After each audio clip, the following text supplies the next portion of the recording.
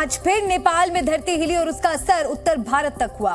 काफी देर तक इमारतें हिलती रहीं। नेपाल में नुकसान भी हुआ है। जैसे झटके नेपाल में आए, अगर वैसा ही भूकंप दिल्ली और उसके आसपास के शहरों में आ गया तो क्या होगा, इसे समझने के लिए हमारी ये रिपोर्ट देखिए।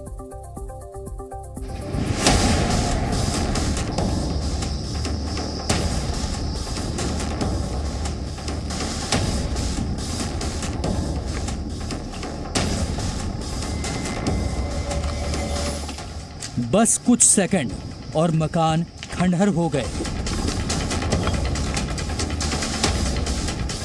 जहां कुछ वक्त पहले तक लोग बसते थे, वहां अब ईंटों और मिट्टी का ढेर है। ये उस तबाही के निशान हैं जो आज दोपहर नेपाल में आई थी।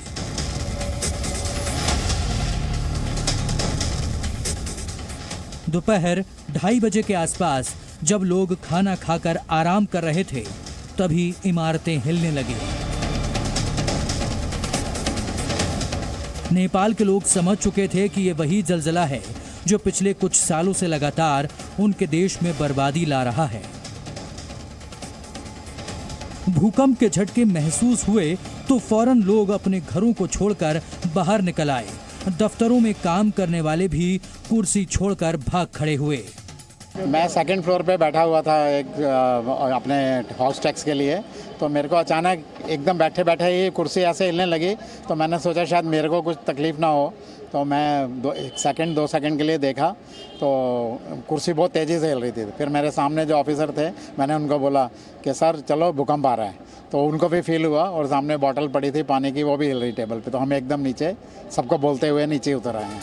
रिक्टर स्केल पर भूकंप की तीव्रता 6.2 रही और इसका केंद्र नेपाल का दादेलधुरा रहा। बड़ी बात यह है कि भूकंप का केंद्र जमीन से सिर्फ 5 किलोमीटर नीचे था।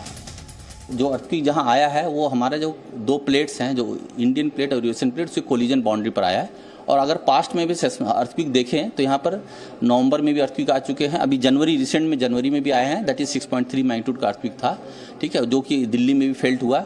अभी का जो अर्थक्वेक आया है वो अगर यहाँ पर आप मैप देखेंगे तो ये जो है 6.2 का है, जो कि बहुत सैलो डेप्थ पर था, मतलब 5 किलोमीटर डेप्थ पर आया। इस वजह से भूकंप के झटके बहुत जोरदार थे और ज्यादा देर तक महसूस किए गए। कई मिनट तक जमीन हिलती रही और लोग कांपते रहे। इन झटकों से न सिर्फ नेपाल बल्कि पूरा उत्तर भारत हिल गया।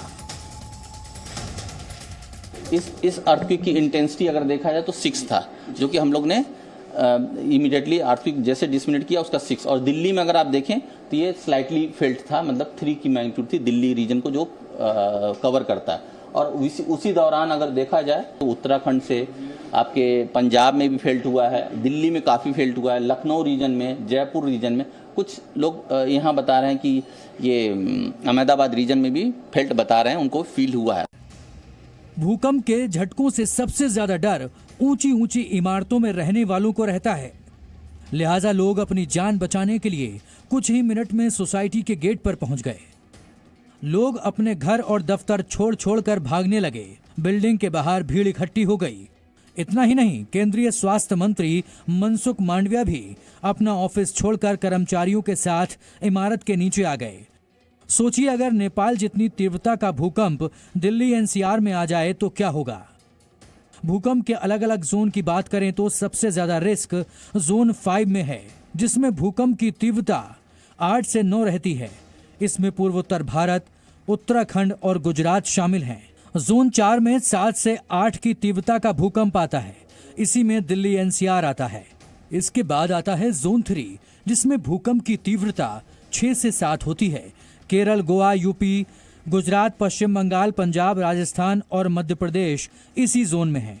जोन 2 में रिस्क सबसे कम होता है, क्योंकि यहाँ भूकंप की तीव्रता सबसे कम होती है। इसमें झारखंड, छत्तीसगढ़ और उड़ीसा शामिल हैं। जोन के हिसाब से पूर्वोत्तर भारत के साथ साथ दिल्ली एनसीआर में भूकंप का खतरा काफी ज्यादा है, लिहाजा सावधानी की जरूरत भी ज्यादा है। ब्यूरो रिपोर्ट, जी मीडिया। जी न्यूज़।